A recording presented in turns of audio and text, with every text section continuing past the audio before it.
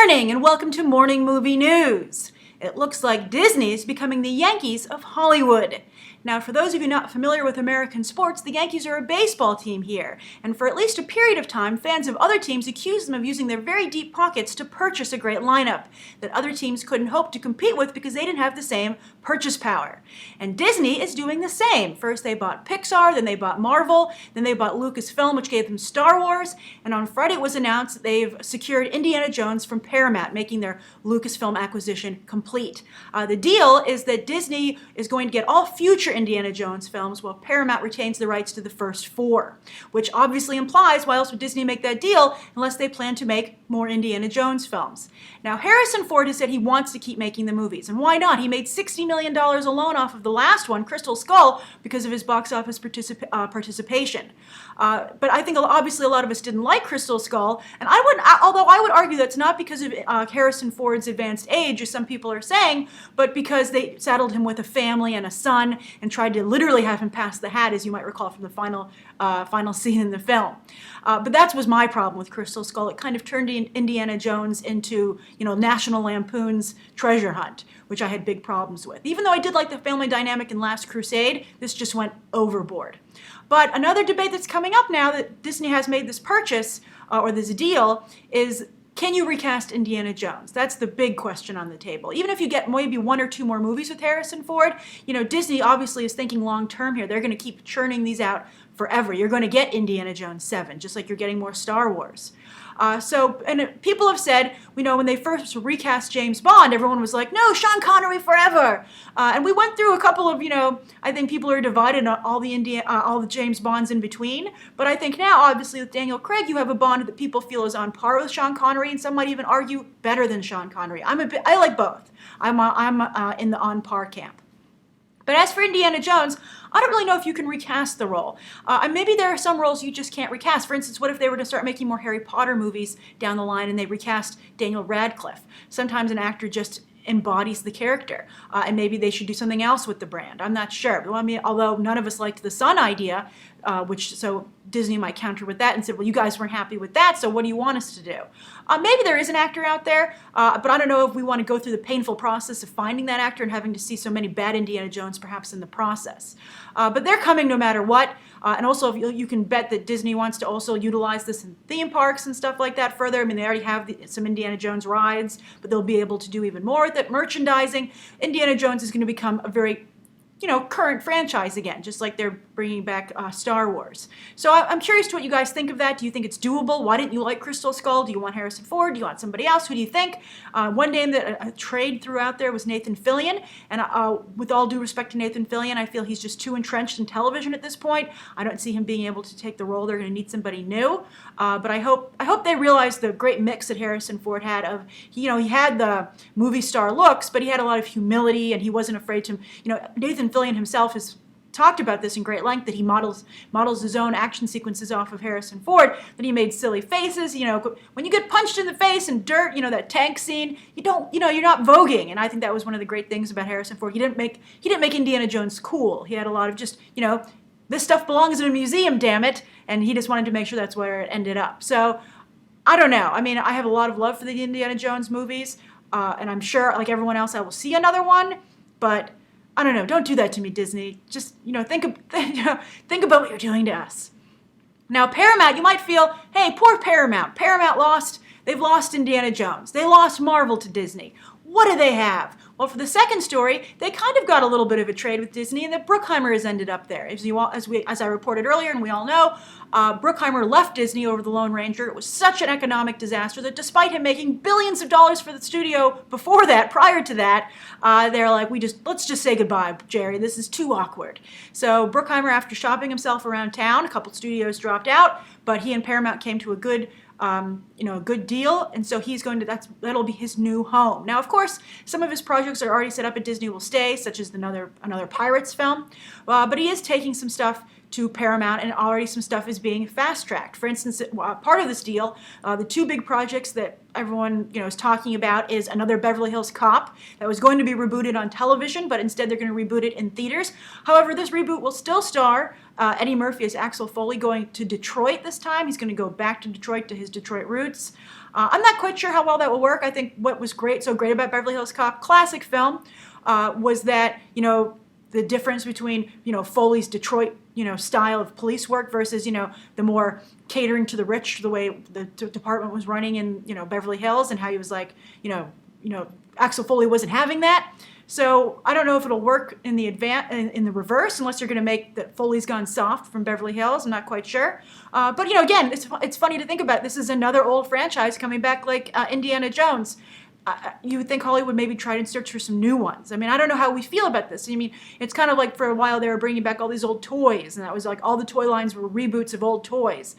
So, I mean, are you guys like, this is great, I'm reliving, my favorite stuff and I can enjoy them once again? Or are you like, come on, don't ruin what wonderful things that we had, and then, make me watch substandard, mutated versions of things I hold dear. And speaking of things that people hold dear, Top Gun 2 is also going to be fast-tracked now that Bruckheimer is at Paramount, and that's going to star Tom Cruise again. I don't know, though. I've watched Top Gun. I don't really think Top Gun holds up over time. Maybe it is time for a new one. I don't know, but, obviously people think very differently of the military now these days, coming off of the Cold War. Everything was in black and white, but now, obviously, the way we're fighting wars, more guerrilla warfare, I think things are a little grayer now when we think of the military. But so we'll see. So that's the second story of the day. The third story, speaking of the Beverly Hills Cop was going to be rebooted as a television show first, Terminator is getting a movie and a TV show. It was announced that in addition to the reboot that they're doing, although again, I don't know how they have these reboots with the same actors. Arnold Schwarzenegger will still be on board for this reboot of Terminator.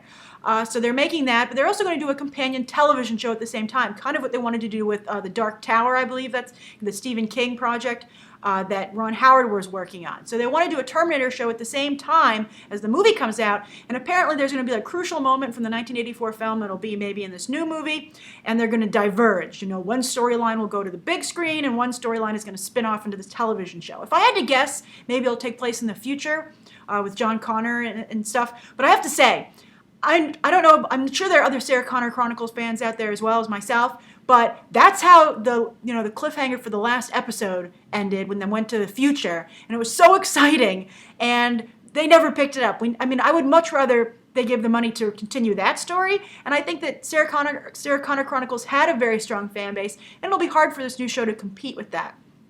But we'll see. Again, with all these reboots, it's the same argument throughout this whole episode today. Indiana Jones, Beverly Hills Cop, Top Gun, Terminator, and I think that our biggest problem, I think we all feel, is that these are money grabs. They're not bringing in top-notch talent to really deliver a fantastic product. And that's what's concerning us. I think that's what's concerning us everywhere, with DC decisions, even to some degree with some of the movies that Marvel is putting out. And what we're worried about with J.J. Abrams and Star Wars. You just can't trot these brands out and they do get a Pavlovian response, but they're not going to get the same level as they would if these were good. Look how wonderful it is that Catching Fire is so much better than the first one because they made an effort. They have a stronger artistic talent this time. So it's just very frustrating. And I think that we have to remember not to see these movies multiple times and maybe just to skip them all together because we're enabling Hollywood. We're enabling them. Okay, so those are the three stories of the day. The question comes from Mudabir Ahmed. So Mudabir, thank you for your question.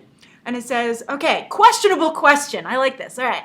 I heard yesterday that Warner Brothers is looking at a Black/African-American actor for Lex Luthor. They passed on my top choice of Idris Elba because of his Marvel deal.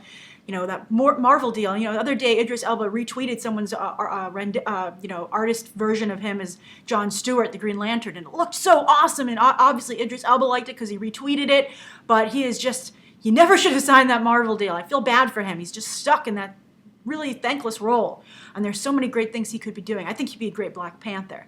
And they need someone of that stature to be able to compete with like Robert Downey Jr. and such. So very frustrating. All right, so Idris Elba can't play Lex Luthor either. There's a long list of things Idris Elba can't do that we want him to. So bad. Maybe he'll get Bond.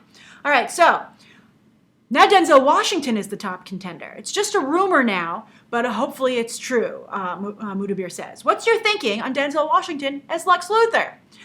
I'm intrigued by this. I have to say, I think that when you have a character just kind of spin out of control, as Lex Luthor has done, both on the screen and in the comics, I really love the Lex Luthor that's depicted in the Superman animated series with Clancy Brown doing the voice work there. that, to me, is my Lex Luthor. However, I feel the character is just so lost at this point that it might be a great idea to just redefine him totally and start over. Maybe casting a black actor is going to re-energize that character. It's the same way I feel about Michael B. Jordan as Johnny Storm.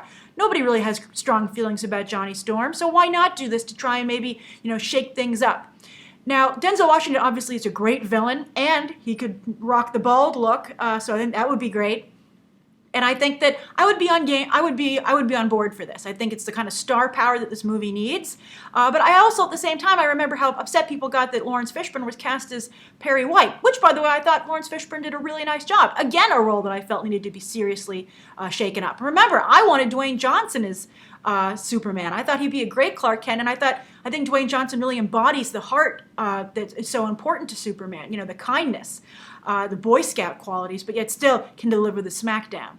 So I'm all for race-blind casting, particularly when these characters aren't working, when they are stuck, when they something needs to happen. So this might be it. And as I said, this might bring the star power that is needed. So Denzel Washington, I hope that he is considering it, and that would just be really interesting. Although I have to say, based on Snyder's official description that he and Goyer are thinking of a Richard Branson type, Brad Pitt by the way of Richard Branson, that to me doesn't say they're going to bring in a black actor. But maybe they're throwing us off the track. Who knows? But of course, you wouldn't want to see Denzel just completely pwn everyone in Metropolis. That would be great. I think he would do a very good job.